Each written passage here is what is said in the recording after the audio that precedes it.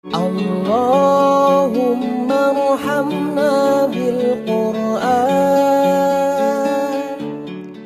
Assalamualaikum warahmatullahi wabarakatuh. Hai Hexagonia, saya Najwa Fadia dari Co-hosting Agama Darun Najah.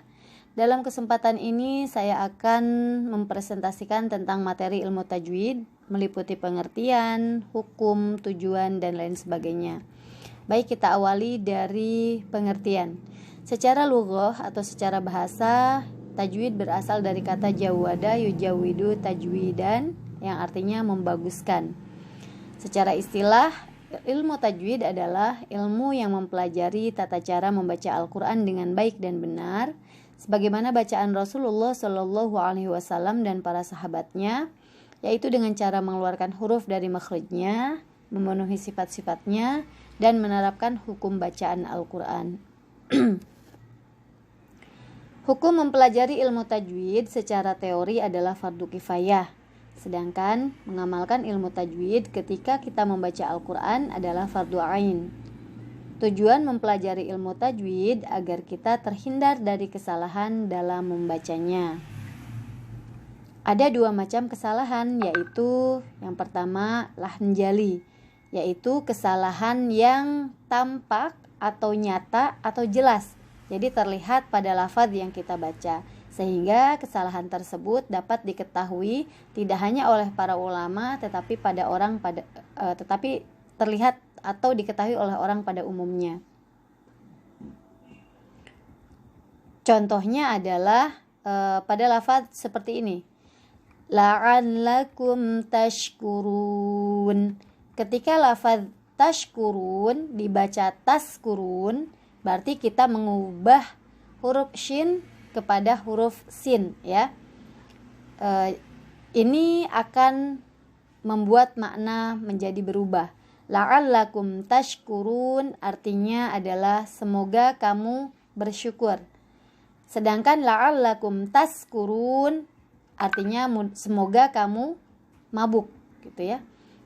Dengan berubahnya huruf tadi, maka berubah makna, dan ini lumayan jauh ya pergeseran maknanya. Selanjutnya ya adalah lahan khafi, yaitu kesalahan yang samar atau tidak tampak kecuali oleh para ahli tajwid atau para ulama ilmu qiraat, ya. Jadi kesalahan ini hanya tampak oleh para ulama, gitu kan. Contohnya bagaimana? Contohnya diantaranya adalah salah satunya menggetarkan huruf ro secara berlebihan. Ro gitu kan. Bismillahirrahmanirrahim. Harusnya kan Bismillahirrahmanirrahim gitu. Atau contoh kedua adalah mendebalkan suara lam yang tidak pada tempatnya. Alhamdulillahi rabbil alamin. Padahal misalnya cara bacanya harusnya Alhamdulillahi rabbil alamin. Seperti itu. Kemudian yang ketiga adalah pentingnya mempelajari ilmu tajwid. Allah Subhanahu wa taala berfirman, "Warattilil Qur'ana tartila." Artinya, bacalah Al-Qur'an dengan tartil.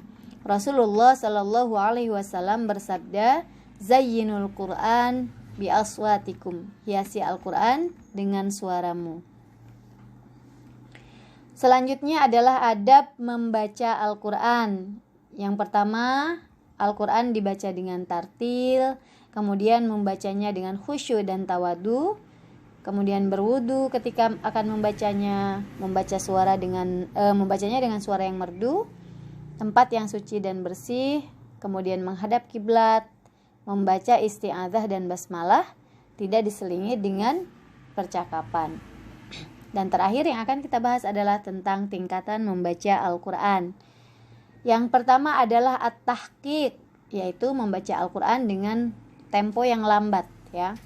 Yang kedua adalah at-tadwir, membaca Al-Quran dengan tempo yang sedang, tidak lambat, tidak cepat. Yang selanjutnya adalah al-hadar, yaitu membaca Al-Qur'an dengan cepat.